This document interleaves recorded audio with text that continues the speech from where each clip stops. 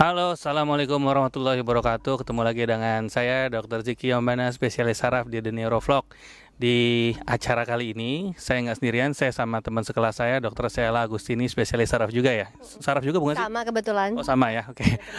Jadi kali ini saya akan bahas sama Dr. Sheila ini adalah suatu penyakit yang memang pasti nggak asing, tapi kadang nggak tahu juga, yaitu ALS atau nama lainnya apa? Amyotrophic lateral sclerosis. Nah, itu dia nama sih kepanjangannya ya. Jadi buat teman-teman yang baru denger ALS ini apa, saya mau review sedikit. Mungkin semua orang pasti tahu tentang Ice Bucket Challenge ya.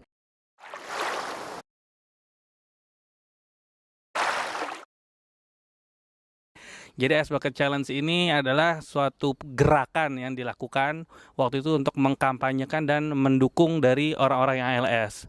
Bahkan saat itu juga termasuk ada presiden Amerika sama orang-orang artis Hollywood ya. Nah, tuh Justin Bieber ya dan lain-lain. Nah, jadi sekarang jadi gini Sel. Yang orang-orang mesti tahu ini kita dari secara umum dulu deh. ALS ini sebenarnya penyakit apa sih bahasa gampangnya gitu loh. Oke. Terima kasih sebelumnya kepada Dr. Ziki untuk kesempatan ini dan mungkin saya akan menyapa dulu untuk kepada anggota-anggota Yayasan ALS Indonesia. Hai. Oke, baiklah. Sebenarnya apa sih yang dimaksud dengan ALS? ALS itu kan tadi kita udah bilang bahwa itu adalah singkatan dari amyotrophic lateral sclerosis. Mungkin kita breakdown dulu kata-katanya. Jadi amyotrophic artinya adalah otot tidak mendapat nutrisi. Ya kan, karena adanya sistem saraf yang terganggu, lebih tepatnya pada motor neuron. Jadi sebenarnya kan otot kita ini bisa bergerak karena sebenarnya otot-otot ini mendapat makan yang baik dari si saraf ini, si motor neuron ini tadi. Nah, pada ALS terjadi gangguan pada motor neuron tadi, Ziki.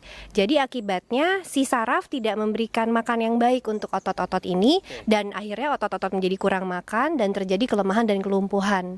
Jadi sebenarnya ALS adalah penyakit saraf dan otot dikarenakan adanya proses degeneratif. Oke. Kalau secara gampang boleh nggak kalau misalnya gue bilang gini. Jadi ALS adalah penyakit saraf, kasarnya adalah otot yang kelaparan. Tapi sebab kelaparannya ini yang mesti kita tahu. Kira-kira kenapa bisa menyebabkan otot ini menjadi kelaparan pada ALS? Baik, jadi sebenarnya penyebab otot kelaparan ini atau yang disebut karena motor neuron tadi mengalami degeneratif sampai detik ini penyebab ALS sayangnya masih belum dapat diketahui, tetapi memang ada beberapa faktor risiko. Genetik katanya mungkin menyebabkan ALS, tetapi itu pun hanya 10%. Jadi sebenarnya 90% kasus ALS ini penyebabnya masih tanda tanya besar. Nah, ada beberapa faktor risiko yang diduga berhubungan dengan ALS seperti paparan asap rokok, kemudian usia yang bertambah, kemudian laki-laki cenderung lebih sering terkena, ada riwayat trauma kepala atau mungkin riwayat bekerja di dinas militer. Demikian. Oke.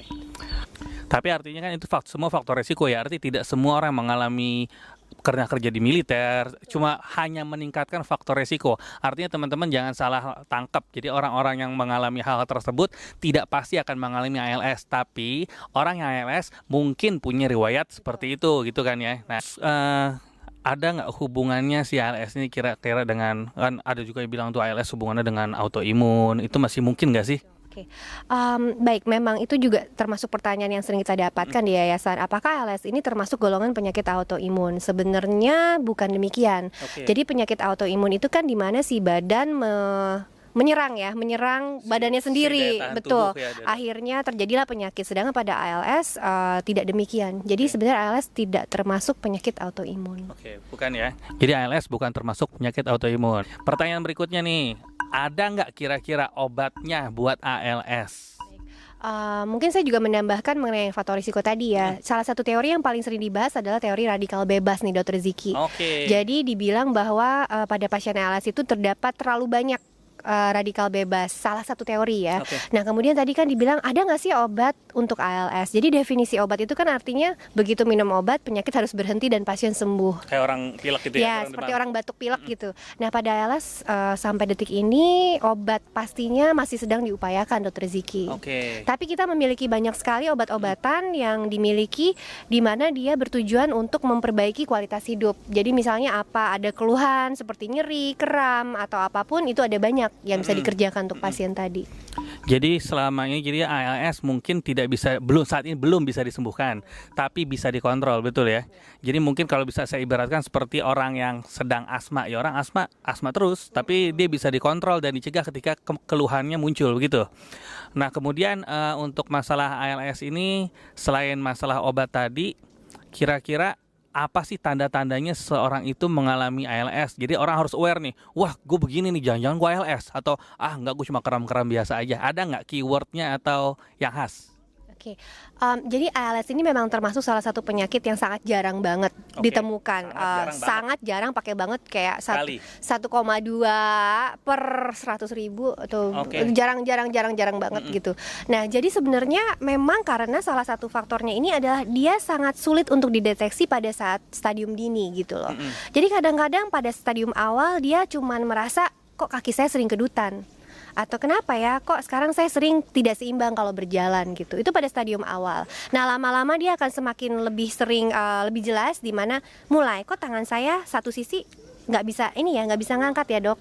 Nah, ini pun juga masih belum jelas kan. Kadang-kadang kita bisa bilang bahwa itu baru saraf terjepit atau penyakit-penyakit lainnya. Nah, semakin dia berjalan maka mulai tambah lebih jelas tuh kelihatan bahwa mulai ada kelemahan di otot-otot ya kan, dan kemudian masuk ke stadium lanjut, dan pada stadium lanjut inilah yang sebenarnya berbahaya, di mana otot-otot yang lemah bukan sekedar cuman tungkai atau lengan, tetapi otot nafas pun sudah mulai susah untuk dia narik nafas, buang-buang nafas. Jadi gejala ALS itu dibilang sebagai the great imitator, menyerupai banyak sekali penyakit yang ada di dunia saraf gitu ya. Jadi rata-rata itu dari penelitian kira-kira dari seseorang baru pertama kali mengalami gejala kemudian dia didiagnosis bisa sampai 12 bulan. Jadi ALS ini keluhannya sebenarnya mirip dengan penyakit-penyakit saraf pada umumnya ya. Entah kram, entah yang lain gitu ya. Jadi bisa dikatakan mungkin kedutan ya. Jadi bisa seperti twitching atau adanya kayak mungkin neuropati sebenarnya gitu ya. Betul. Tapi sensorik aman ya. Artinya dia orang ini nggak punya rasa kebas dan kesemutan, nggak ada. Pada sebagian besar kasus pasien ALS hampir jarang sekali mengeluh adanya gejala sensorik seperti kesemutan atau kebas. Karena kena motor neuron tadi ya. Tetapi bukan berarti selalu ada pengecualian ya. Pada sebagian kecil kasus ada pasien ALS yang memiliki keluhan sensorik seperti kesemutan atau kebas tadi. Nah, kan tadi dokter Sela udah ngomong nih, jadi ALS ini salah satu teorinya adalah tentang radikal bebas. Kalau bicara tentang radikal bebas itu berarti akan menyebabkan oksidasi atau penuaan, makanya termasuk penyakit degeneratif atau ketuaan gitu kan. Berarti kalau untuk seperti ini, apakah pengobatan atau pencegahan, suplementasi dengan antioksidan itu cukup membantu, atau kira-kira orang yang sudah terkena ALS kira-kira harus bagaimana supaya progresivitas penyakitnya ini nggak makin jadi? Baik, pertanyaan mengenai bahwa ALS ini memang penyakit yang progresif, artinya bahwa dia akan cenderung untuk menurun. Dan saat ini ada 2 obat. Menurun keadaannya ya? Ya, betul. Dan saat ini ada 2 obat yang memang sudah diakui oleh FDA, di mana dikatakan konsumsi obat ini akan katanya menambah panjang sedikit lah 1-3 bulan usia dari pasien yang minum obat ini. Walaupun itu juga rancu, yaitu obat riluzole maupun edarafon. Nah, tetapi yang saya ingin tekankan di sini bahwa oke, kalau kita didiagnosis ALS, sebenarnya apa? Apakah udah selesai begitu aja pulang dan banyak berdoa gitu katanya? Tapi sebenarnya ya satu, kita harus tetap semangat. Diharapkan daripada keluarga gitu kan tetap bisa memotivasi pasiennya, karena pada pasien ALS ini otaknya masih baik, dia masih bisa berpikir, tidak ada sama sekali gangguan berpikir. Satu, tetap semangat. Yang kedua, tetap kunjungi dokternya. Dokternya ini terdiri dari dokter syaraf, dokter rehabilitasi medik, dokter gizi, dokter paru, begitu kan. Yang ketiga adalah latihan. Latihan ini sangat penting sebenarnya. Latihan fisioterapi ini bisa aktif maupun pasif. Jadi kalau aktif berarti pasien menggerakkan sendiri, sedangkan pasif digerakkan oleh keluarganya. Banyak sekali kan kita pasien sakit tidak bisa bergerak didiemin gitu. Wah, itu akan bikin banyak sekali masalah. Jadi tadi satu, tetap semangat. Kedua, kunjungi dokternya tetap. Yang ketiga adalah fisioterapi. Yang keempat, faktor nutrisi, dokter Ziki. Seringkali pada faktor pasien ALS kan mereka sulit makan ya, karena sulit menelan segala macam. Nah, sebenarnya ada banyak yang bisa dikerjakan. Kita harus memastikan bahwa dietnya ini tinggi kalori. Jadi nggak ada yang diet-diet ya, Dokter Siki. Nggak boleh keto ya. Nggak usah. Pokoknya dietnya ini harus tinggi kalori dan kemudian konsistensi makanannya pun harus disesuaikan. Jadi kalau misalnya dia masih bisa makan padat, silahkan. Tapi kalau dia sudah mulai ada gangguan menelan, nggak mungkin kita paksa dia makan nasi kan. Jadi usahakan selalu misalnya ada kuah kental. Jadi konsistensi tidak boleh encer, harus kental. Boleh ditambahkan pengental makanan. Karena rawan tersedak. Iya, betul. Nah, kalau memang sudah sangat-sangat turun sekali berat badannya lebih dari 10 kilo misalnya ya, kemudian pasien jadi tambah lemes segala macam, sebenarnya kita boleh memasang selang makan. Cuman kalau yang biasa kita lihat kan yang di hidung tuh yang namanya nasogastric tube ya, NGT. Pada pasien ALS karena kita pikir ini akan lama pasangnya, kita sarankan untuk pemasangan PEG atau selang makan lewat langsung dari lambung. Demikian. Jadi ensure gitu bahwa memang nutrisinya tercapai. Kemudian kita juga yang kelima memperhatikan keluhan per item. Pada pasien ini keluhannya apa? Nyeri, oke, kita atasi nyerinya. Kram, kita atasi kramnya. Atau dia tidak bisa pup misalnya sembelit, kita atasi itu. Jadi case by case ya, tailor made banget ya. Jadi item per item. Jadi satu tadi adalah tetap kunjungi dokter Anda, tetap semangat ya tadi yang paling penting. Fisioterapi, kemudian nutrisi paling penting, dan yang kelima tadi juga saya tambahkan adalah semua pasien itu kan memiliki keluhan yang berbeda-beda, tapi hampir untuk semua keluhan itu kita bisa bersama-sama mengatasinya. Ada obat maupun faktor di luar obat yang bisa kita kerjakan, demikian.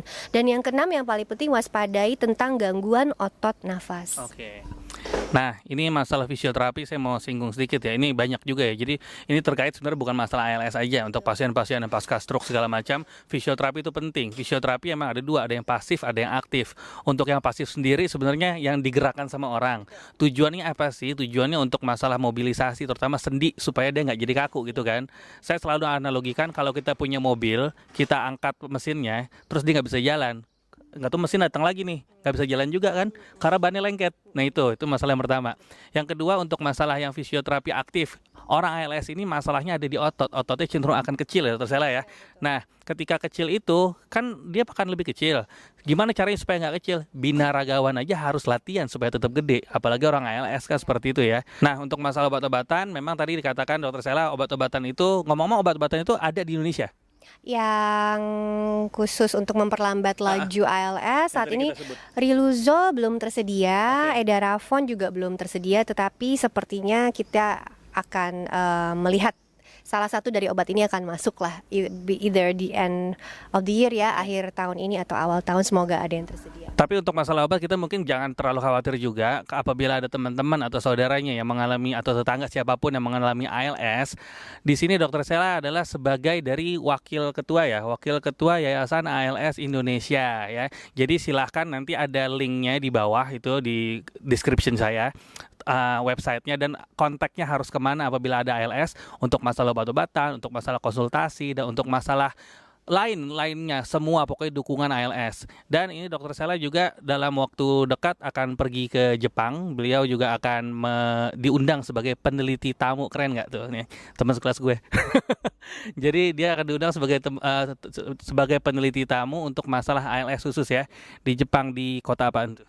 Di Tokyo nanti Dokter Ziki. Oke, di Tokyo. Jadi mungkin itu aja masalah ALS yang bisa saya sampaikan. Kalau memang bermanfaat silahkan share dan tekan tombol subscribe ya, jangan lupa.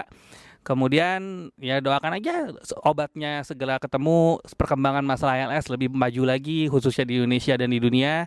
Dan mungkin nanti kalau ada kesempatan Dokter Sela lagi penelitian di sana, boleh juga kita bikin vlog di sana ya. Oke, sampai di sini. Assalamualaikum warahmatullahi wabarakatuh.